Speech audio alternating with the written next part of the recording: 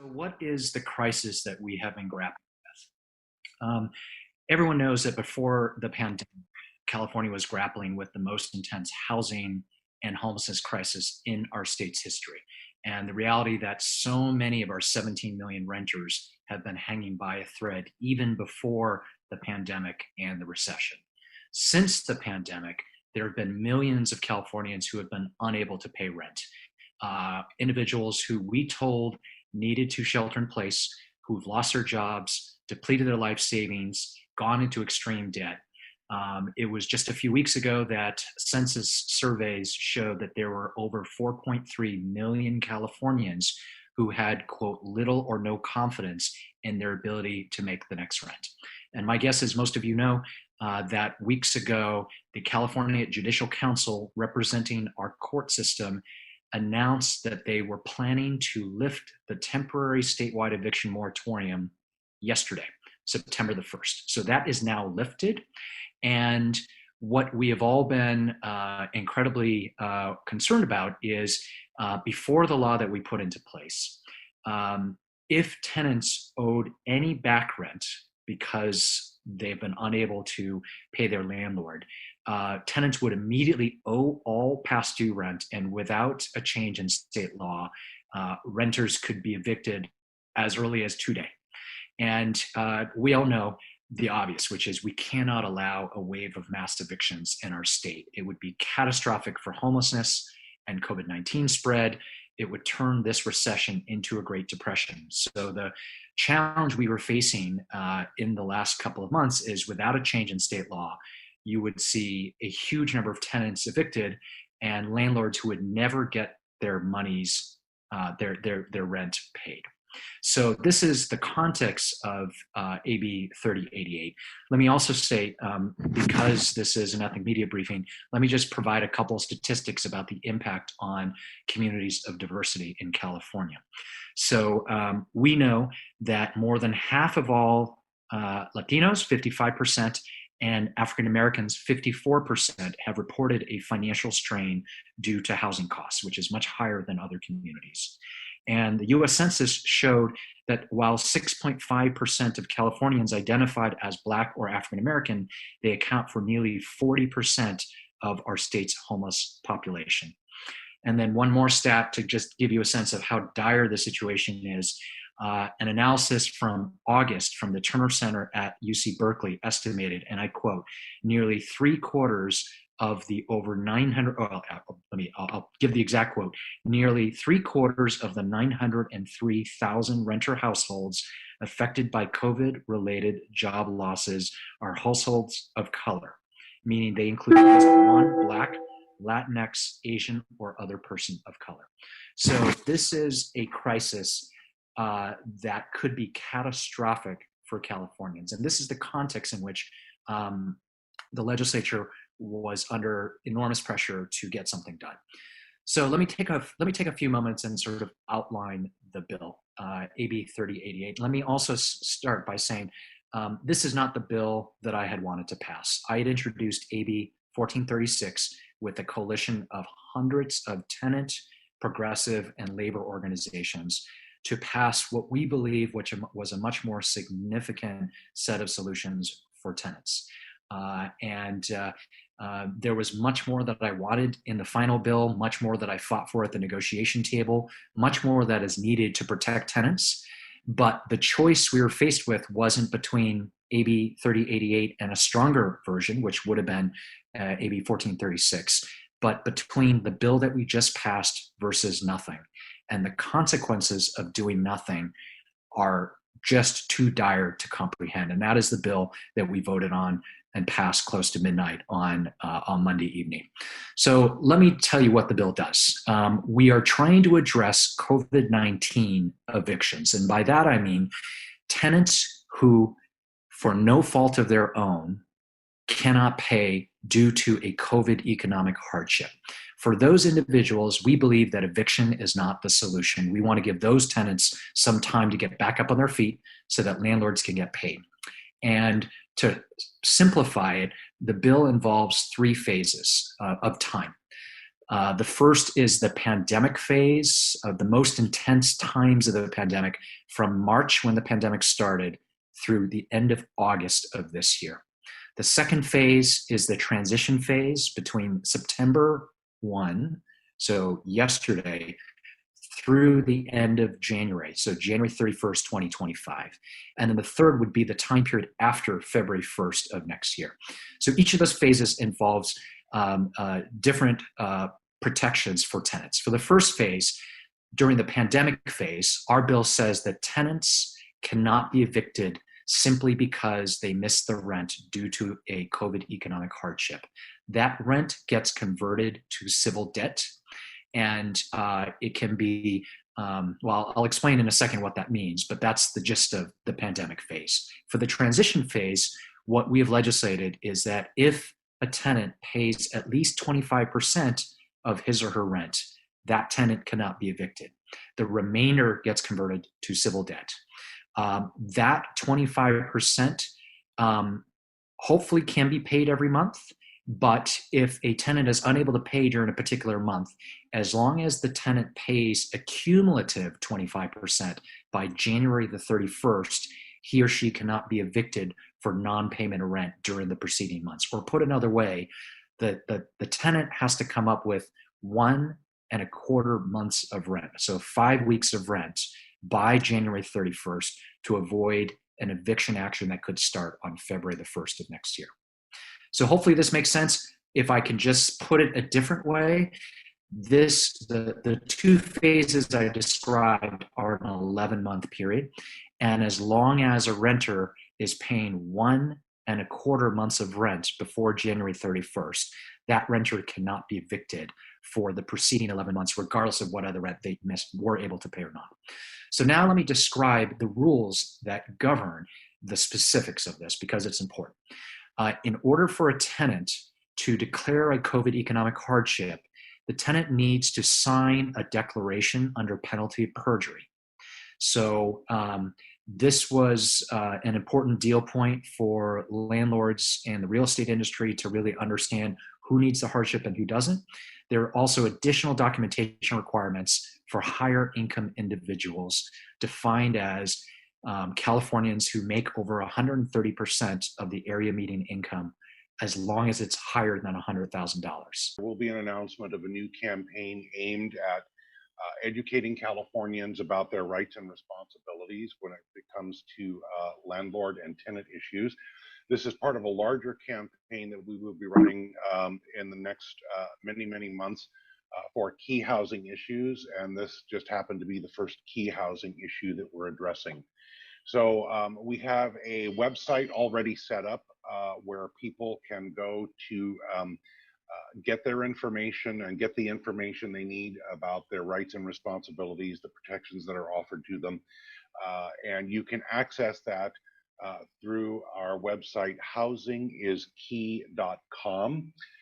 And it takes you to a page on the Department of Real Estate site, which has a rundown of what AB 3088 does. We have all of the declaration forms that are required for the COVID-19 declaration of hardship. They are in English, Spanish, Chinese, Tagalog, Korean, and Vietnamese. We have the forms that landlords will need to have to give their tenants, and those are also in 6 languages. And we have information for each of the groups listed there, the landlords, homeowners, and tenants. So we hope to flesh out this website. We've been building it furiously over the last 3 days, and we hope to have it fleshed out and have even more information on the website coming up shortly. We also have a larger guidance document that is on our website, and the master document of what AB 3088 does and what protections are available to you. So a couple of things that we want to emphasize. Tenants will continue to owe all rent. This is not a cancel rent policy, but it would be collectible as civil debt in the small claims court process. A small claim lawsuit can begin as early as March the 1st. 2 other things of note. this policy only governs evictions that are based on non-payment of rent.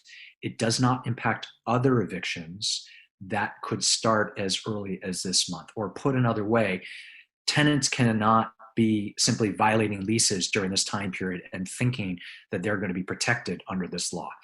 Tenants need to be abiding by all terms of the law. What our law does is it provides a way for someone who is otherwise obeying the terms of a lease, with the exception of the term that says you have to pay your rent every month. One other significant set of provisions in this bill that we provide to landlords, particularly smaller landlords, is we extend protections for landlords and property owners in a number of different ways. Specifically, there is a California law in the books called the Homeowner Bill of Rights that currently only applies to owner-occupied homes. We are extending the Homeowner Bill of Rights to small landlords, defined as properties with 4 units or less, in order to protect those landlords and property owners from foreclosure. The Homeowner Bill of Rights lays out a long list of rights to property owners before a foreclosure can continue. So we provide additional property mortgage foreclosure protections.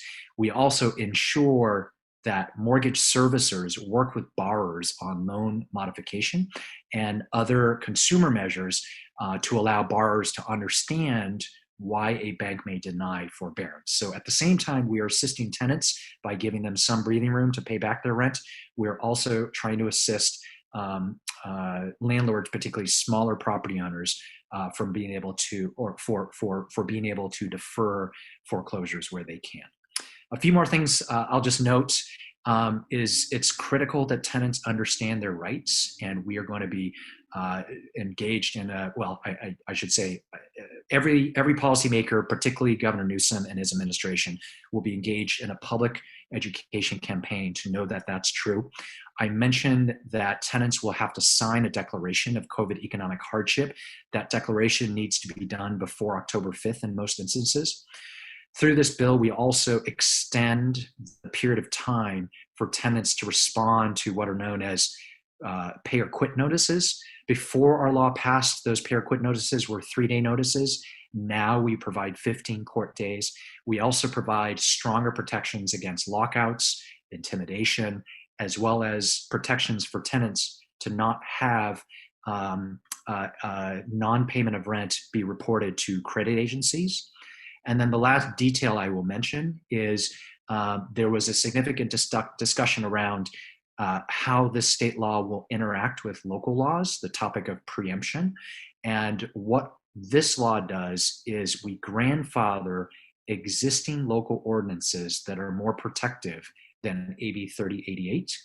But we also say during the next 5-month period, no new local laws that govern or that purport to legislate in the area of non-payment of rent can be passed. So that's the basic gist around local laws.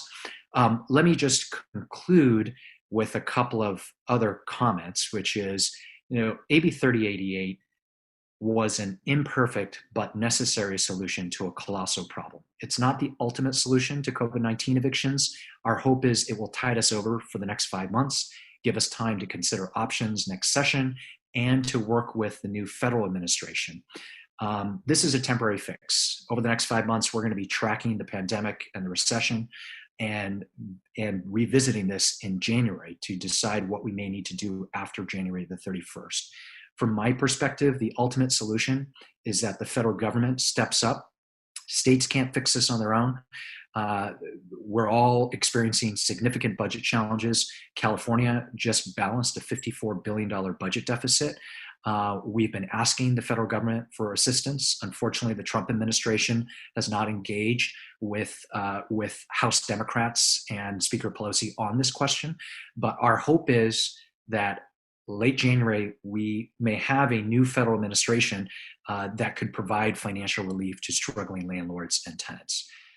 One thing I'll mention is it's been important to me both as the chair of the Assembly Housing Committee, but also as the chair of the API Legislative Caucus, that the state government put out information in a wide variety of languages. And my understanding is the Newsom administration has at least translated materials to, I think, at least 5 of the most spoken languages in California. So just want to thank them for doing that and know that there's more work to be done there to ensure language access during this time period. So, let me say this. We were negotiating around the clock way into the early evenings, many nights in a row, because we were all incredibly concerned that we were not going to be able to hammer out a deal in time. And this was possibly the most intense negotiation I've been involved with in my 12 years as an elected official. I think it's fair to say that we all know the sign of a compromise is that both sides are dissatisfied, and that is certainly true here. But everybody understood that we didn't have a choice not to act. We had to get something done. Let me also say, as you alluded to before, I would have preferred AB 1436 in its entirety to have been enacted. And that was not meant to be, in part because in order to pass a new law that goes into effect immediately, you need a 2/3 majority. So in the normal course of the legislative process, I only need to obtain a majority vote, 50+1 of my colleagues in the Senate and the Assembly, in order to move a bill forward. In this instance, we needed a 2/3 supermajority vote, which is incredibly difficult. Tenant protections are notoriously difficult to move through the legislature, which is why this bill, I think it's fair to say that that the landlord and banking industries had significant influence in how this legislation turned out. If it were up to me, this bill would have been much stronger for tenants. There would have been more in it. But as I alluded to before, the choice wasn't between AB 3088 and a stronger bill like AB 1436. It was AB 3088 or nothing. And then let me also just say, a few things, because I think it begs the question of what would we have done differently. If it were up to me, we would have continued the outright eviction moratorium that had been put in place by the courts. Because from my perspective, we put that eviction moratorium in place during the course of this pandemic to allow people to shelter at home. And I just think we should continue doing that, but that is not part of this bill.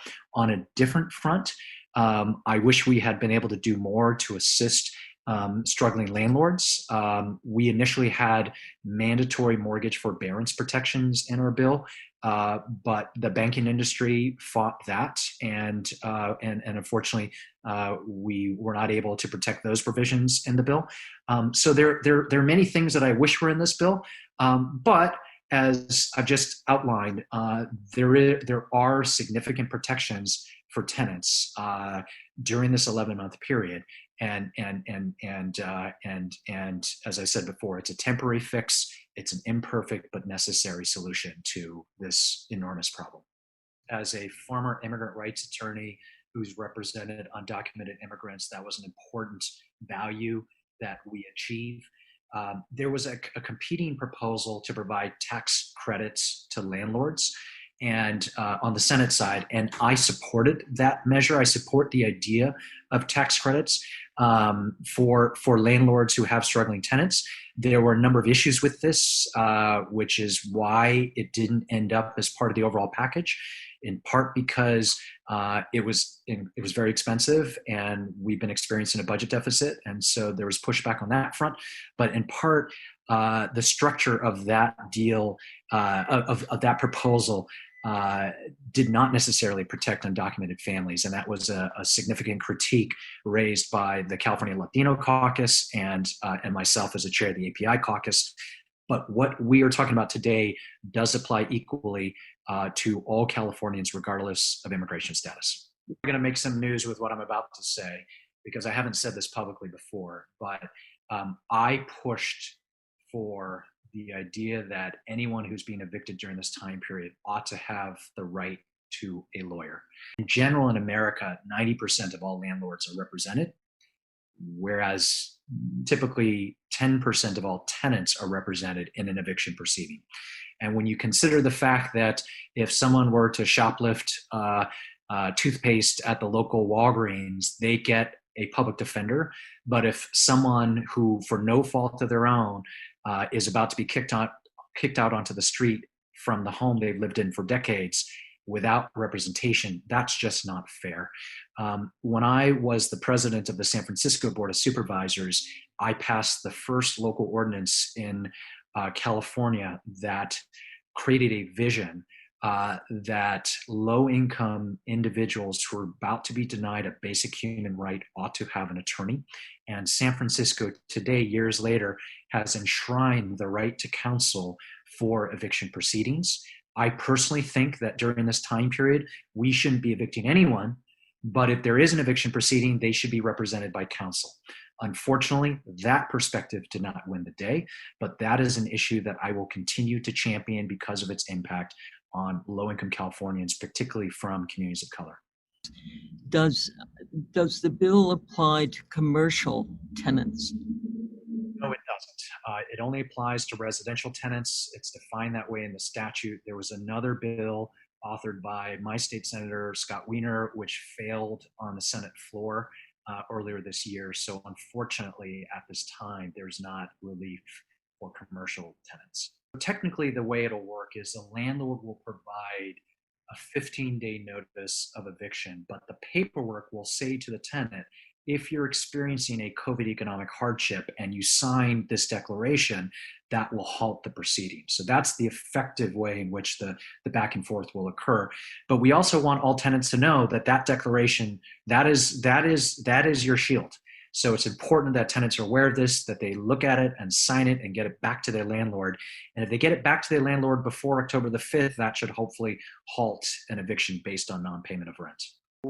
We were very concerned about the possibility of lockouts and intimidation, so we substantially increased the level of penalties for that. I believe we increased it tenfold from $100 per incident to $1,000 per incident. That were important provisions for small property owners during the negotiations. They were well represented by the California Apartment Association at the negotiation table, of which over 75% of their membership are made up of small property owners, and we negotiated tooth and nail over these issues, and because of the circumstances I described before, these are the provisions that are in the bill at their request. And so the declaration requirement that I mentioned, requiring people to sign under penalty of perjury, was something that was important to small landlords. I should also mention the documentation requirement for higher income tenants was also important to them, because we have heard of higher income individuals who have tried to take advantage of the recent months to not pay any rent, even though they can. And this law will effectively say you got to pay that rent if you can afford to do so, if you are considered higher income. If it were up to many of us, knowing the plight of struggling tenants, we would want to figure out how to reduce the amount that's owed overall.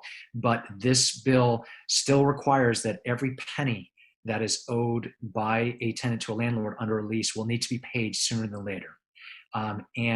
At the request of small property owners, rather than a typical civil action, the venue for these cases will be small claims court, because that is a more inexpensive way to go after debts that are unpaid.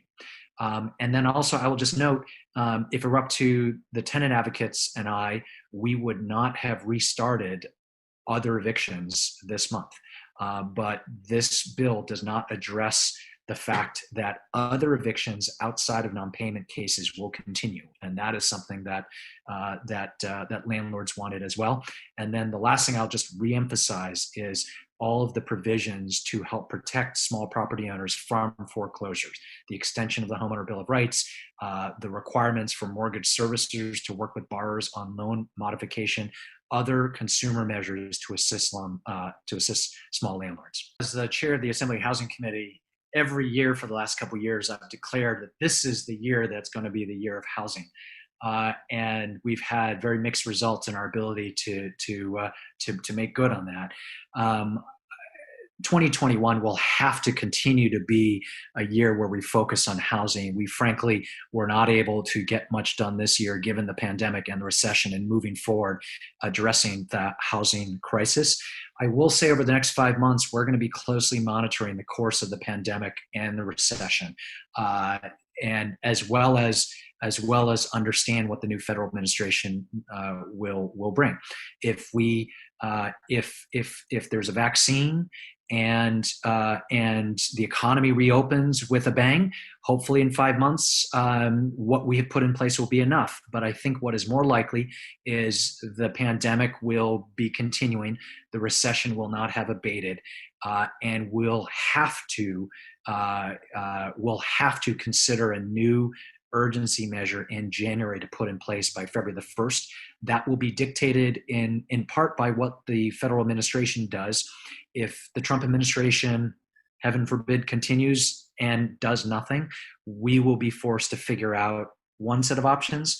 But if there is a Harris-Biden administration that's willing to work with all states to address the financial needs of struggling tenants and landlords, I think we will be able to consider other options. So that question before that I was asked about penalties for lockouts. So prior to this bill, illegal lockouts would be penalized by $100 per day minimum, up to a $250 fine per incident. Now, under AB 3088, we have increased those penalties tenfold. So it's $1,000 minimum penalty, $2,500 maximum penalty per incident.